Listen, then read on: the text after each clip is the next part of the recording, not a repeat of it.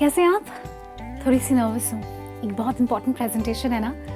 हाँ, मतलब अगर ये प्रेजेंटेशन मैंने ठीक से दे दिया तो शायद इस बार ही प्रमोशन हो ही जाएगा। ऐसा आपको भी लगता होगा, राइट? हर रोज़ काम पे। आजकल की जो प्रोफेशनल लाइफ है, कॉर्पोरेट लाइफ है, उसमें अच्छा प्रेजेंटेशन देना बहुत ही इम्पॉर्टेंट हो गया है। इसलिए आज मैं रीमा आपसे बात करने वाली हूँ on different tips on how you can give a great presentation. मतलब कैसे आप एक बेहतरीन प्रेजेंटेशन दे सकते हैं प्रोफेशनली। चलिए सीखते हैं इसी के सारे टिप्स और ट्रिक्स।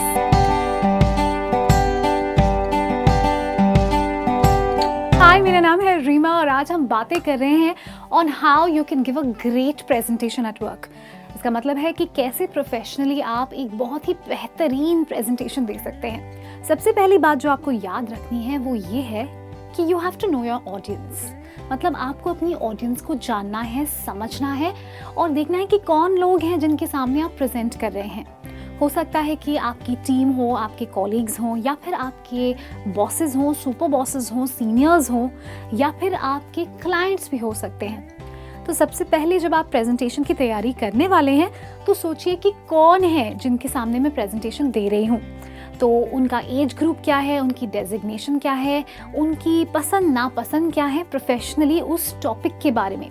ये सब मद्देनज़र रखते हुए आपको अपना प्रेजेंटेशन प्रेजेंट करना है। एक एग्जांपल देती हूँ। अगर आप अपने क्लाइंट के सामने प्रेजेंटेशन दे रहे हैं तो जाहिर है कि आप अपनी कंपनी के बारे में, अपने काम के बारे में बहुत सारी डिटेल्स अपने प्रेजेंटेशन में इंक्लूड करेंगे, क्योंकि ऐसा करने से उनको आपकी कंपनी के बारे में, आपके काम के बारे में और जानकारी मिलेगी, क्योंकि वो बाहर के इंसान हैं, वो आपका काम पहले से नहीं जानते। और अगर आप प्रेजेंटेशन अपनी टीम के सामने देने वाले हैं, आपकी टीम के साथ आप रोज़ काम करते हैं, आप एक दूसरे को जानते हैं, समझते हैं, तो आप इस प्रेजेंटेशन में टू द पॉइंट चीज़ें इंक्लूड कर सकते हैं। उनको कंपनी के बारे में ज़्यादा इन्फॉर्मेशन देने की ज़रूरत नहीं है, क्योंकि वो पहले से ही ये सारी चीज़ें जानते हैं। तो जानिए कि आपकी बातें कौन सुनने वाला है, कौन है आपकी ऑडियंस। ऑडियंस को समझिए और फिर प्रेजेंटेशन बनाइए। हम बात कर रहे हैं कि कैसे प्रेजेंटेशन दे सकते हैं, वो भी अच्छी वाली, बेहतरीन वाली। ऐसे खड़े होके इस एक्सप्रेशन के साथ, इस आवाज़ के साथ आपसे बात करती रहूँगी तो आप 1 मिनट में भाग जाएंगे, राइट? इसलिए मैं कह रही हूँ कि अगर प्रेजेंटेशन देना चाहते हैं, वो भी बेहतरीन प्रेजेंटेशन देना चाहते हैं एट वर्क, तो आपकी बॉडी लैंग्वेज, आपका कॉन्फिडेंस, आपकी आवाज़ और आपका जो आई कांटेक्ट है वो बहुत ज़्यादा ज़रूरी है। अगर आप किसी के सामने प्रेजेंट कर रहे हैं, कोई भी हो सकता है, सीनियर्स, जूनियर्स, कॉलीग्स, क्लाइंट्स, कोई भी हो सकता है। अगर आपको उनका दिल जीतना है, उनका अटेंशन जीतना है, जो उनके दिल को जीतने से ज़्यादा इम्पॉर्टेंट है, तो अगर अटेंशन जीतना है तो आपको अपनी बॉडी लैंग्वेज जो है उसको बहुत ही इंटरेस्टिंग बनाना पड़ेगा। तो मतलब ऐसी लेज़ी सी बॉडी लैंग्वेज नहीं चलेगी, ऐसी वाली बॉडी लैंग्वेज भी नहीं चलेगी, क्योंकि ऐसे देखकर ऐसे लग रहा है कि आपको कोई पनिशमेंट या सज़ा दी जा रही है। आपको एक कॉन्फिडेंट और कैजुअल बॉडी लैंग्वेज करनी है। साथ ही साथ आपके जो हाव भाव है उन्हें थोड़ा फॉर्मल रखना है, क्योंकि आप अपने दोस्तों से बात नहीं कर रहे हैं, प्रोफेशनली बात कर रहे हैं। और अगर रूम में बहुत सारे लोग हैं तो एक ही जगह देख के अगर आप बातें करते रहेंगे ना तो आप बहुत बोरिंग नज़र आएंगे। क्यों ना आप पूरी रूम में देखें, हर एक इंसान से आई कांटेक्ट यानी कि आंखें मिलाएं। ऐसा करने से क्या होगा कि सबका जो अटेंशन है आपकी तरफ आ जाएगा, सबका अटेंशन आपकी तरफ आ जाएगा, आपको और कॉन्फिडेंस मिलेगा और आपकी प्रेजेंटेशन और इंटरेस्टिंग होती जाएगी। तो याद रखिए 3 चीज़ें हैं। एक तो आपकी आवाज़ जो दबी दबी, थकी थकी, डरी डरी नहीं होनी चाहिए, कॉन्फिडेंट होनी चाहिए, प्लेजेंट होनी चाहिए, पॉजिटिव होनी चाहिए। आपकी बॉडी लैंग्वेज जो कि मतलब आप जिस तरह से अपने शरीर को रखते हैं, बिल्कुल सीधे खड़े रहना चाहिए, स्लम्प नहीं करना चाहिए और ऐसे लेज़ी नहीं दिखना चाहिए। साथ ही साथ आपकी आंखें ऐसे बिखरी बिखरी, बहकी बहकी नहीं होनी चाहिए, डरी डरी सी। बिल्कुल सीधा आई कांटेक्ट दीजिए अपने ऑडियंस को। यहाँ देखिए, लेफ्ट में, सामने देखिए, राइट में देखिए और अपने प्रेजेंटेशन को खुद ही एंजॉय करना शुरू कीजिए। ऐसा करने से आपकी जो ऑडियंस है वो भी आपकी प्रेजेंटेशन की तरफ आकर्षित हो जाएगी और वो भी आपका प्रेजेंटेशन एंजॉय करने लगेगी।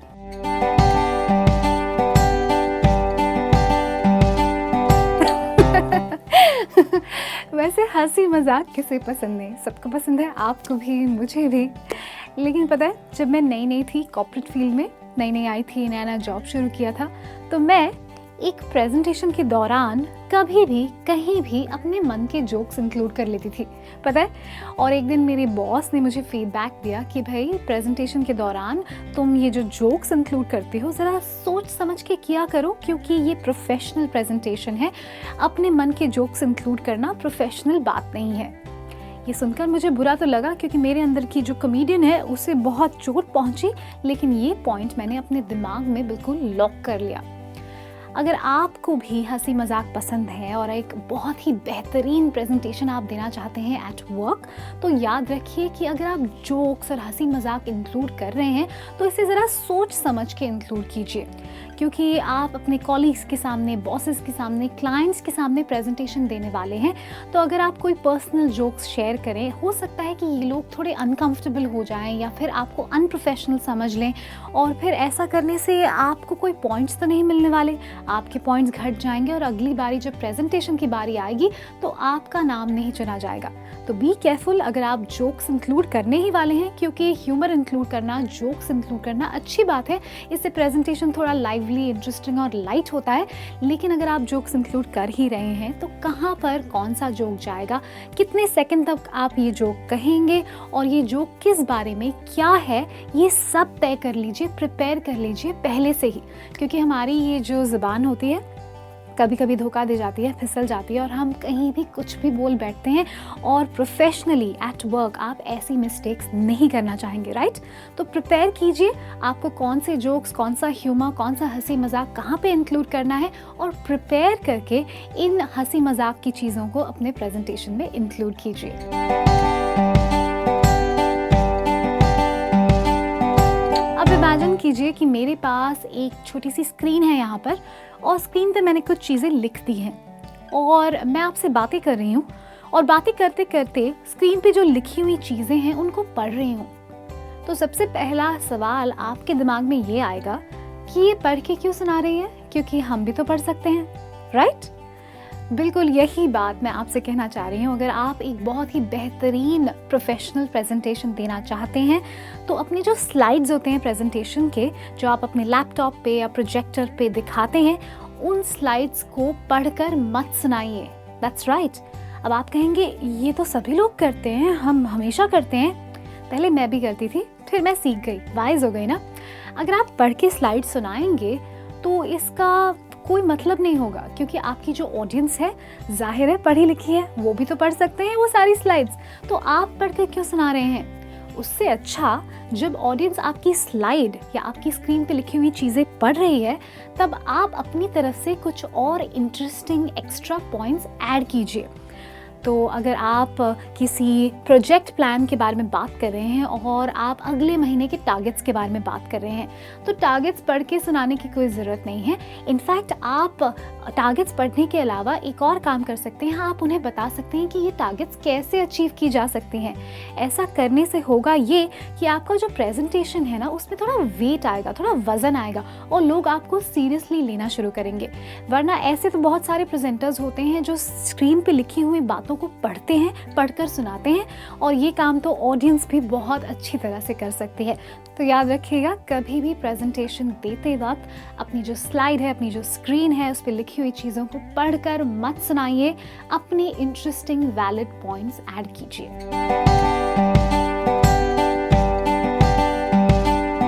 अब प्रेजेंटेशन देना प्रोफेशनली रोज़ का काम है, राइट।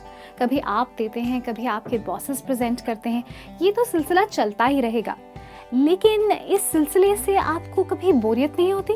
मुझे तो बहुत होती है। इसीलिए मैंने डिसाइड किया है कि जब भी प्रेजेंटेशन दो तो उसे थोड़ा अलग, हटके और क्रिएटिव बनाओ। अब आप कहेंगे प्रेजेंटेशन इतनी सीरियस बातों के बारे में होती है, फैक्ट्स के बारे में होती है, तो उसे इंटरेस्टिंग और क्रिएटिव कैसे बनाएं? बन सकती है। अगर आप बैकग्राउंड म्यूज़िक यूज़ करना चाहें अपने लैपटॉप के थ्रू तो आप यूज़ कर सकते हैं। अगर आप फ़ोटोज़ यूज़ करना चाहें, कोई फ़ोटोज़ का स्लाइड शो यूज़ करना चाहें, इमेजेस का स्लाइड शो, वो यूज़ कर सकते हैं। कभी कभी मैंने देखा है कि कुछ लोग बहुत ज़्यादा क्रिएटिव हो जाते हैं और वो कभी कभी उनके फेवर में काम भी करता है। जैसे मेरा एक दोस्त है जो कंस्ट्रक्शन इंडस्ट्री में है और उसे प्रेजेंटेशन देना था एक प्लान के बारे में, कंस्ट्रक्शन प्लान के बारे में। और पता है उसने क्या किया? उसने स्क्रीन नहीं यूज़ की, प्रोजेक्टर नहीं यूज़ किया, उसने बच्चों के जो बिल्डिंग ब्लॉक्स होते हैं जिससे बच्चे खेलते हैं वो यूज़ किए और उन बिल्डिंग ब्लॉक से एक नया मॉडल बनाया उस बिल्डिंग का जिसके बारे में वो प्रेजेंटेशन देने वाला था। और सारे जो लोग थे जो प्रेजेंटेशन सुन रहे थे वो काफ़ी आकर्षित हो गए थे उस मॉडल की तरफ, क्योंकि उसने वो मॉडल जो था बिल्डिंग ब्लॉक से बहुत ही बेहतरीन बनाया था। साथ ही साथ उनको एंगेज करने के लिए, उनका अटेंशन अपनी तरफ खींचने के लिए उन्होंने सारी ऑडियंस के साथ एक छोटा सा गेम भी खेला। That's right. अब ये गेम जो था बस 1-2 मिनट का था, लेकिन इससे पूरी प्रेजेंटेशन में एक पूरी डिफरेंट एनर्जी आ गई और उसकी क्रिएटिविटी को बहुत सारे पॉइंट्स मिले। तो कभी कभी हम ऐसे क्रिएटिव भी बन सकते हैं, क्योंकि हमेशा वही वाली बोरिंग प्रेजेंटेशन अच्छी नहीं होती। इनफैक्ट आप बेहतर से बेहतर प्रेजेंटेशन दें, लेकिन अगर आप हर बार सेम चीज़ करने वाले हैं तो वो बोरिंग हो जाएगी। तो get creative and get interesting.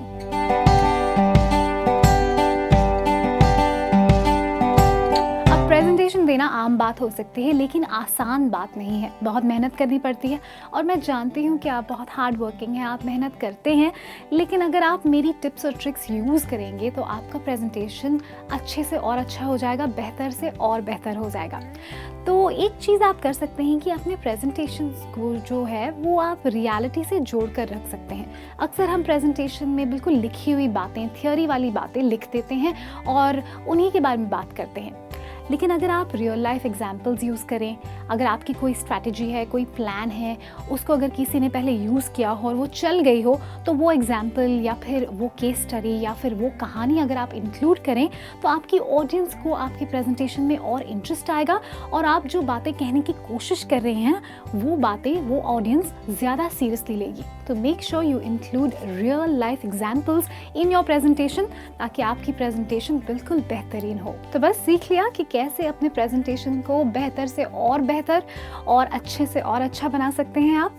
I really hope कि आपको ये वीडियो पसंद आया हो। It's time for me Reema to take your leave, लेकिन जाने से पहले कहूँगी कि हमारा जो चैनल है उसे ज़रूर सब्सक्राइब कीजिए और सब्सक्राइब करने के बाद नोटिफिकेशन वाला बटन ज़रूर दबाइए ताकि आपको हमारे वीडियोज़ के आने की खबर मिलती रहे। Well, it's time for me to see you next time, so till then keep watching.